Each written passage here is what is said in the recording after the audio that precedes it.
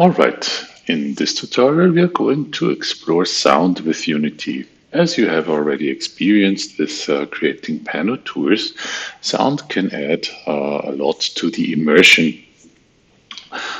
And in the case of a little computer game, which we are exploring here, it can also add to the sense of gameplay, let's say. If you haven't saved the last scene, and save it as a new scene. We call this in our scene folder sound. So, of course, we will need sounds, and there are a couple in the folder that I have uploaded on Google Drive and which you have downloaded on your hard drive. So if you navigate to it, you find a folder called sounds, and in our assets folder we can drag it.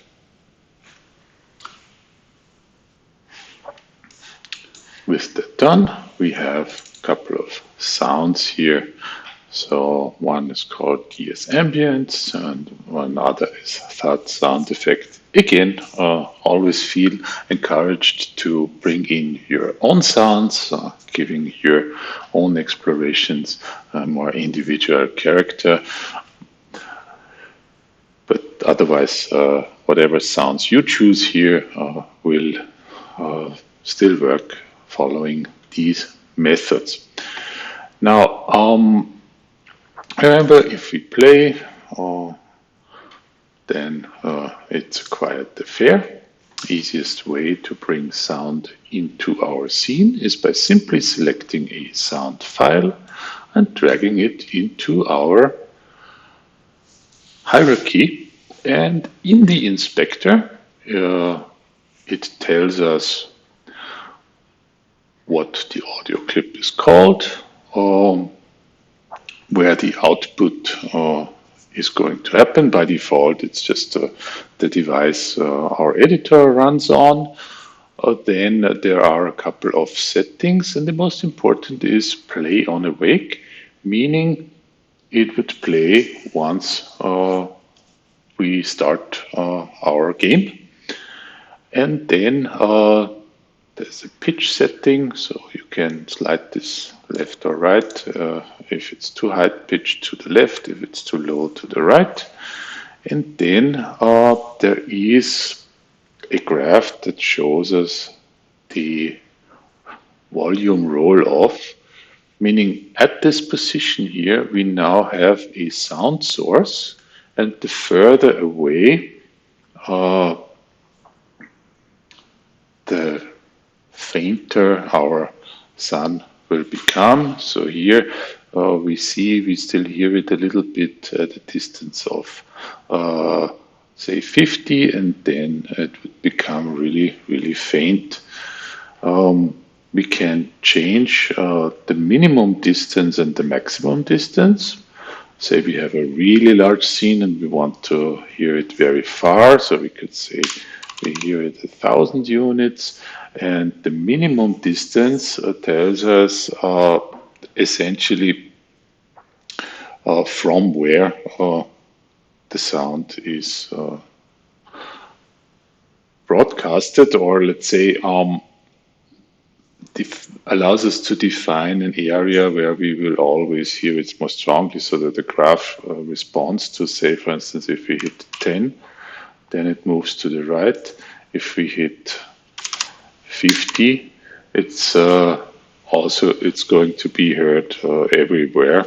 And I'm not sure if the recording captures it, so there's something like a sound sphere, and everything that's inside the sphere is where you hear the sound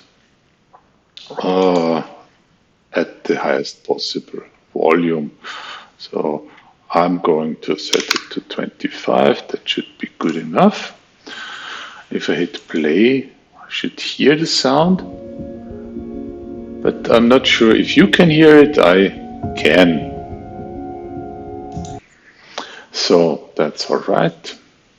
if I move my camera much further away, say game object, select the camera, game object, align with view. So our camera is now very far away. We should experience this fall off of the sound, and it would appear more faint. Yeah, slightly so. Okay, so we have created a background sound now.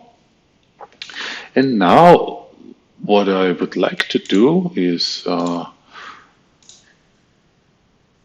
to create the sound when the game pieces hit each other, because right now, let's zoom in, main camera, game object align with view. If I play this, I just hear the background sound, but not how the pieces are touching each other. So, in order to experiment with this a little bit more, we are going to create new prefabs. So I'm going to delete these copies here.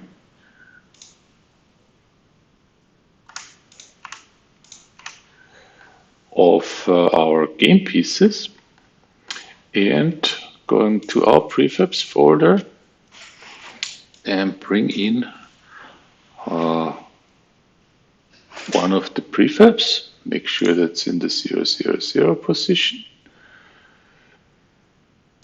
I'm not sure why the scale is 6:6, but I think that's fine.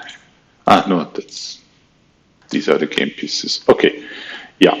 So we unpack this prefab,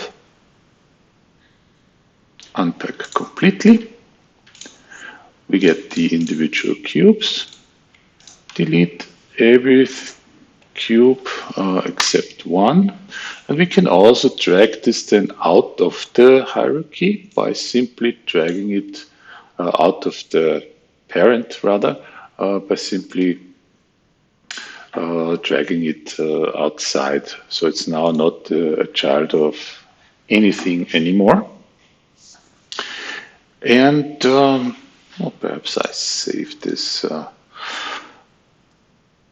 So our cube must now learn how to play a sound when it hits another object after it has been accelerated, say because it was tilted or because another object has pushed against it.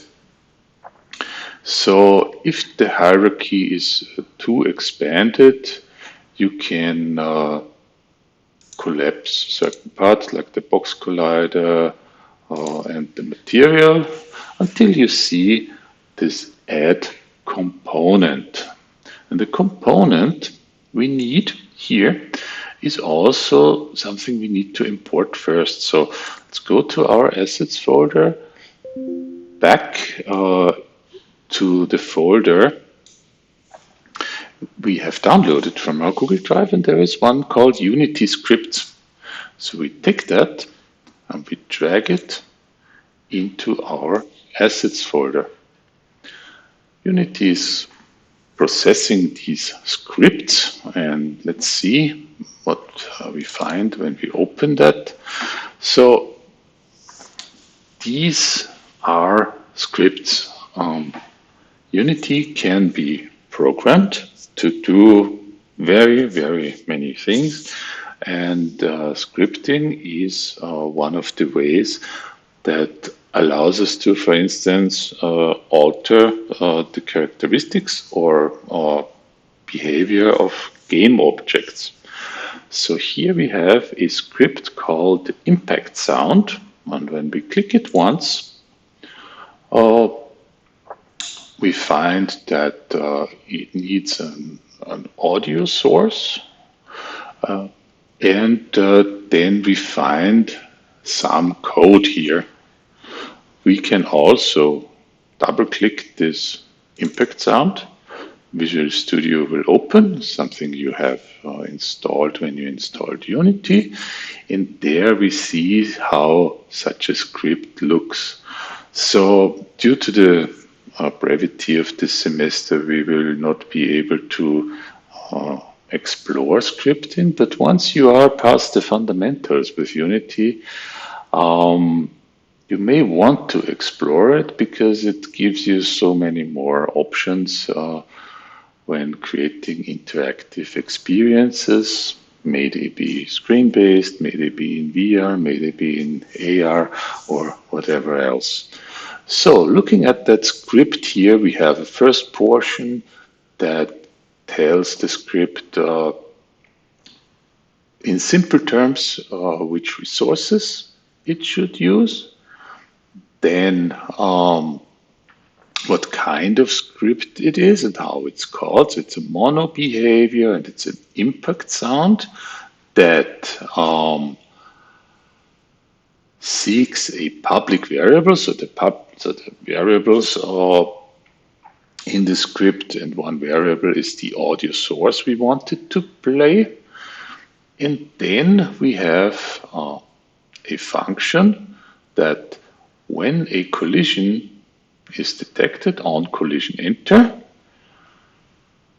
and on the condition that the velocity of the game object is greater than 1, a sound should be played. So what we are looking at here is essentially a little bit of logic.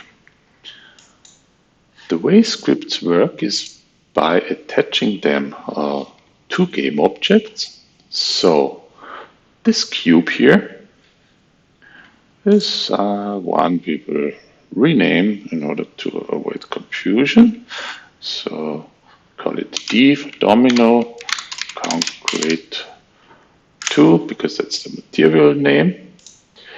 And then with that piece selected, we can add the script as a component to our game piece or game object. So now it has the script active, but the impact sound is not defined yet. So in order to define that sound and also define who is going to hear it, meaning us, the player, need to find who is the player. And in this case, it's our main camera, the one that renders the scene.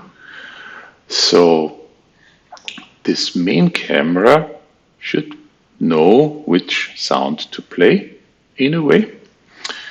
So in our hierarchy, we create another empty game object, zero it out, call this audio source,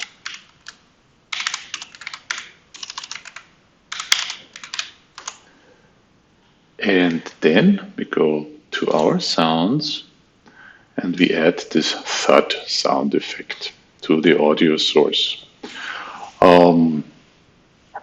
I believe it's a good idea to lower the volume a little bit and maybe also the pitch ever so slightly.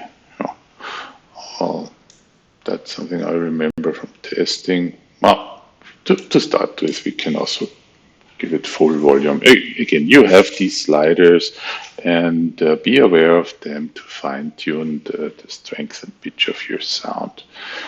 So now we have defined this audio source. We must child it to our main camera. And then selecting the concrete piece, or the piece that contains the script impact sound, asks us to define an audio source. So here we're going to drag this audio source from the hierarchy onto the script. Now, if we move our concrete piece up a little bit, for instance, 4 in the Y position, see if that's enough, get a little bit closer. Select the camera, align it with the view. When we hit play, maybe we also first deactivate our ambient sound so we can hear the impact sound a little better. When we hit play,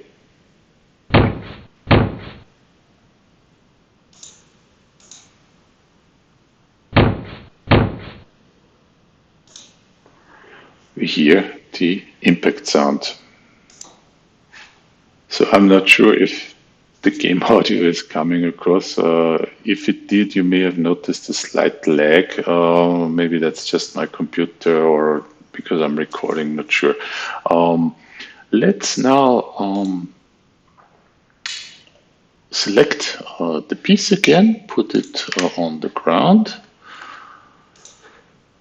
copy it a couple of times, so Ctrl D move.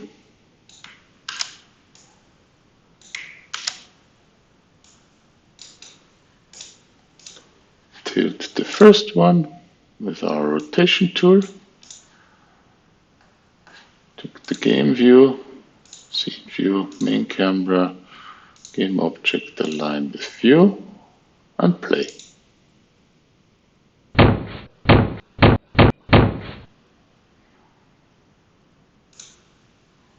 Okay, so far so good. So I've opened the script again by double clicking it and I found a little error in it. You can, let me close it again, so double click.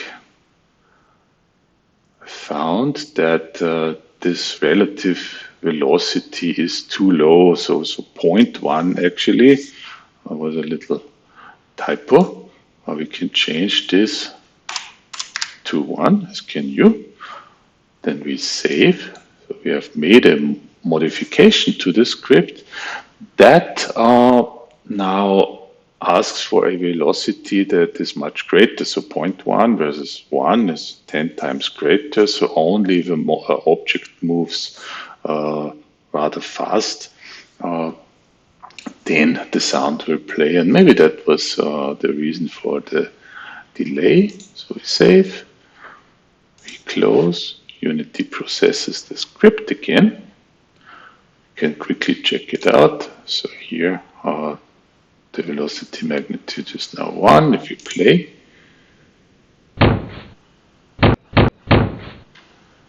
Yeah, it's a little bit more credible. Probably needs more fine-tuning, but I think for our initial purposes that will do. And that's it for a very brief intro tutorial regarding sound. Remember, you can also turn on the background sound and then both sounds would play.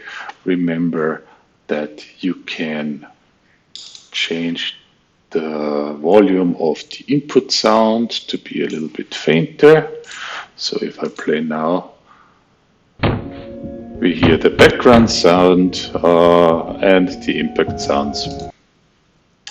Okay, that was really it now for this tutorial.